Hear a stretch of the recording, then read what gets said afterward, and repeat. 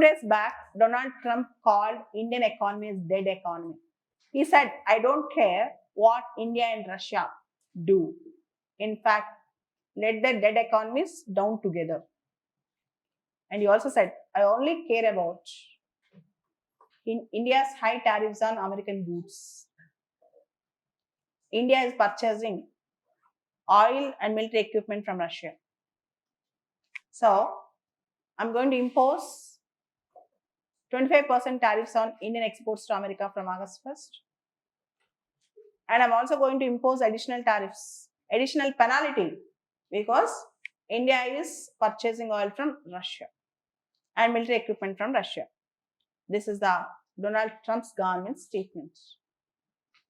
With this dead economy comment, India flared up.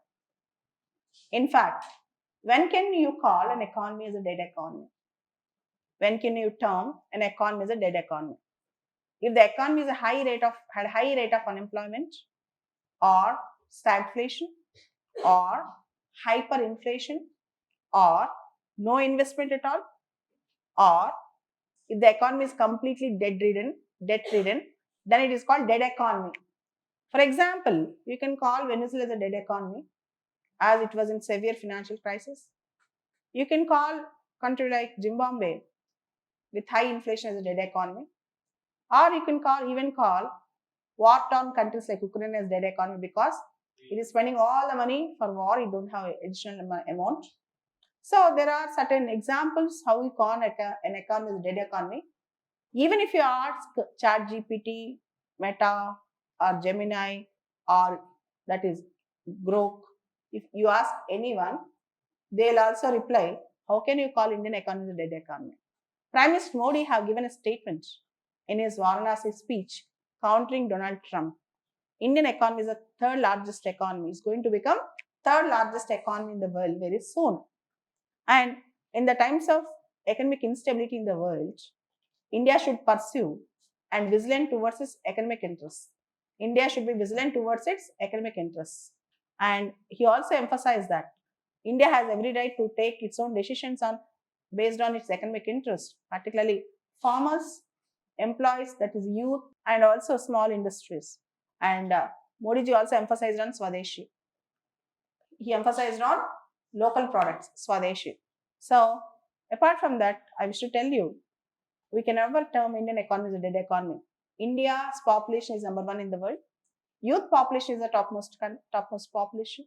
India has a topmost youth population in the world, topmost democracy in the world.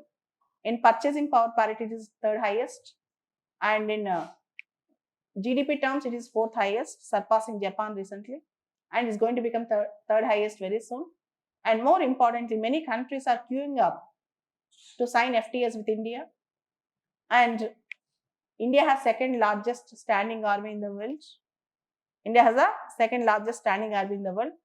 India is in the demographic dividend phase. According to various experts, if you have two important structures, that is population and resource in any country, you can never call that country as a dead economy, as it has every chance of resurgence. You can call Russia as a dead economy to an extent, because after 2014, after Russia attacking Crimea, Russia was suspended from G8 and sanctions were imposed on Russia. And from the last 3 years, as the war between Russia and Ukraine is going on, Russian economy is in turbulence. So there is a bit of reality when you call Russia as a dead economy, but it is not at all real to call India as a dead economy. And India is strongly countering Donald Trump's tasteless comments stating that Indian economy is a dead economy. So read on this very important topic. Donald Trump called Indian economy as a dead economy. Coming back, the other important news that's coming up. Rahul Gandhi claims that 2024 elections were rigged, and Election Commission says that it is a baseless accusation. It's a baseless accusation. See, Election Commission of India and leader of opposition Rahul Gandhi both now are countering each other. Rahul Gandhi alleged that 2024 Lok Sabha elections were rigged and claimed that the Congress suspected that the polls in anywhere between 70 to 100 seats were manipulated. The BJP had won 240 out of 543 Lok Sabha seats, and Congress got 99 in that election. But Rahul Gandhi said it is rigged. Whereas Election Commission said Rahul Gandhi's comments are baseless. They are baseless allegations. And the other thing which we can say most distasteful and ashamed movement in India, legislators are convicted for sexual assaults and rapes. One such episode was Prajwal Revanna, Karnataka JDS Maji, former MP and leader, and Hassan MP, former MP, Karnataka's Hassan, former MP, Prajwal Revanna got convicted in a rape case and he got a jail for remainder of his natural life. That means if he's going to live for 40 years, the next 40 years he should be in jail. You all know last year's a big case in Karnataka where an MP, grandson of former Prime Minister Devegowda, Prajwal Revanna, he was accused in number of sexual assault and rape cases, and many videos in pen drive were available, and there were forensic reports that he was involved in that such rape and sexual assault cases, and the cases were booked and Information Technology Act 2000, and Prajwal Revanna got imprisoned for life under section 376 clause 2k of IPC, rape. So a special court to try the case with respect to MPs and MLAs, and the court convicted Mr. Prajwal Revanna and got and have given a punishment for natural life. He has to undergo jail term imprisonment in his natural life. That means till the end of his life he should not come out of the jail. And this is only the first case conviction. There are many cases on him. That's how this is what has happened. And next important news that is coming up, last week, 2 Kerala Catholic nuns were arrested in Chhattisgarh, and on the allegation that FIR was booked that they are taking some women for forced conversions. Kerala nuns walked out of Chhattisgarh prison on bail 8 days after their arrest on charges of human trafficking and forced religious conversions. 2 Christian nuns from Kerala and a tribal man from Chhattisgarh walked out of Durg Central Jail on August 1st after receiving bail from National Investigation Agency Court, NIA Court. The nuns were received on their release by a group of MPs and politicians representing all Kerala parties, including the BJP. Catholic nuns Preeti Mary and Vandana Francis, along with Sukuman Mandavi, has been arrested at the Durg railway station on July 25th after a group of Bajrang Dal members complained against them. Okay, this was a story that went on, and the nuns got bail. The Catholic nuns got bail. This is a news that is coming up. And next important news. India's logistics cost will be down to less than 10% by December, says Union Minister Nitin Gadkari. What do you mean by logistics? Logistics include the infrastructural support, the transportation, and other support for any project. For example, logistic cost to run the CSBIS Academy. So, the infrastructure, the transport, the entire systems, all these things support is there to run the process. This is called the logistic support. To start any company or to start any infrastructure project, to start any manufacturing unit, we need to have a logistic support. But in India, earlier there's a complaint that logistic cost is very high to start any new thing, new adventure or new venture. So, Nitin Gadkari, Union Minister of Roads and Transport and Highways, which Nitin Gadkari said that India's cost of logistics would come down to less than 10% by the end of December. The lesser the logistic cost, the more competitive would be the Indian economy to take on China and US. The lesser the logistic cost, the more competitive would be the Indian economy to take on China and US. China's logistic cost was about 8% and that of US is 12%. In China, the logistic cost is 8%, America is 12%. And we are hoping that our logistic cost should be 10%.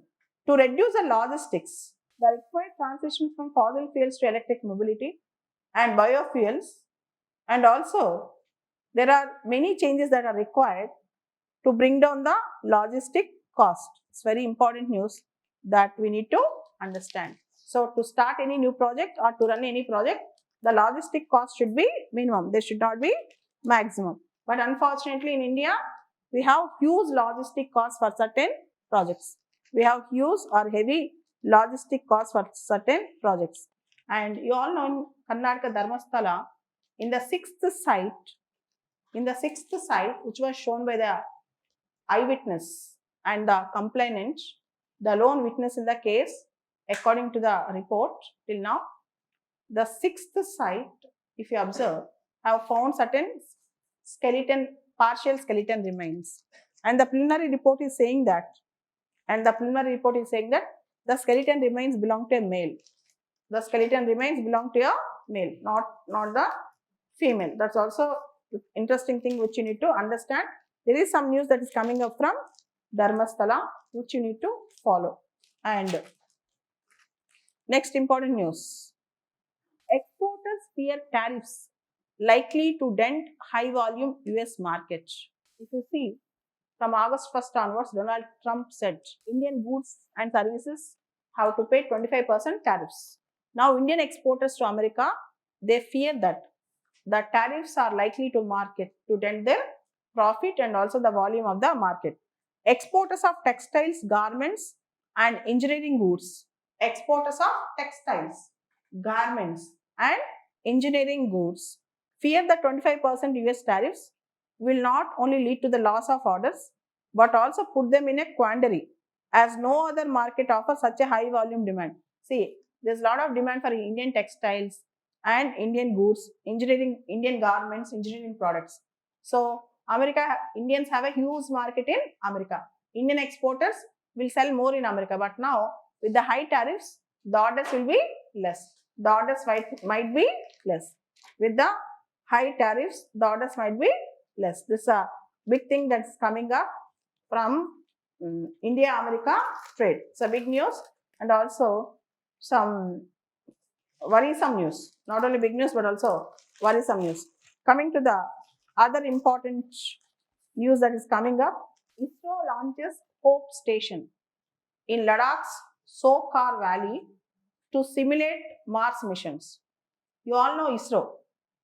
ISRO launches a station called HOPE, HOPE, High Altitude Operational Protocol Evaluation. High Altitude Operational Protocol Evaluation mission on July 31st, 2025. This mission will conduct Mars resembling some important simulated operations in Ladakh. So, it was set in the elevation of 4,530 meters, 4530 meters, 4530 meters. The HOPE mission will simulate extraterrestrial environment. The HOPE mission will simulate extraterrestrial environments to rigorously test human physiological responses.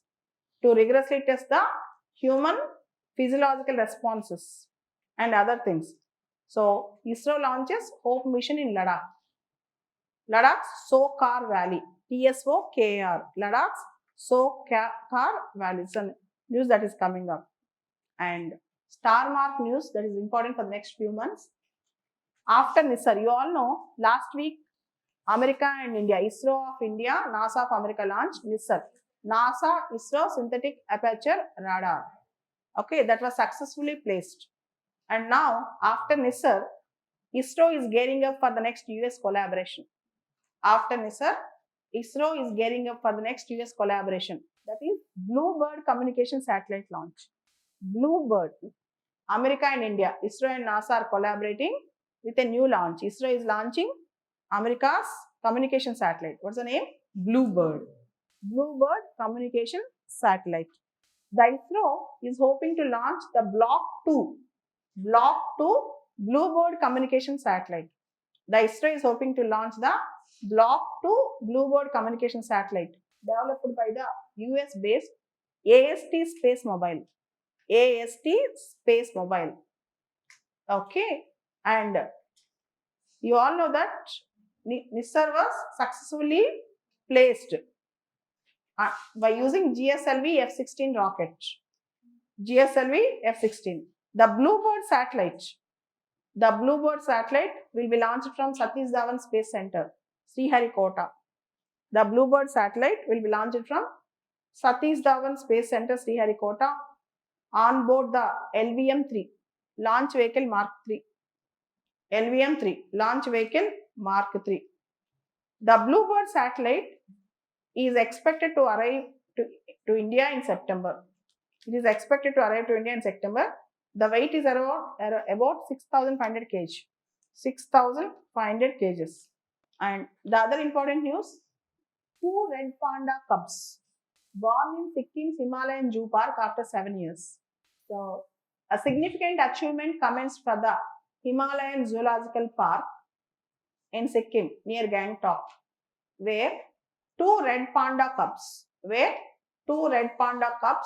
started crawling at the conservatory nearly 7 years. Nearly 7 years after a breeding drought. So, after 7 years, 2 new red panda cubs were born in Himalayan Zoological Park at Sikkim. Himalayan Zoological Park announced the newborns with an adorable video on social media. These cubs were born to parents Lucky and Mirak. Lucky and Mirak. So, red pandas are in endangered list in IUCN. They are in IUCN endangered list. And they are threatened species under Schedule 1 of Indian Wildlife Protection Act 1972.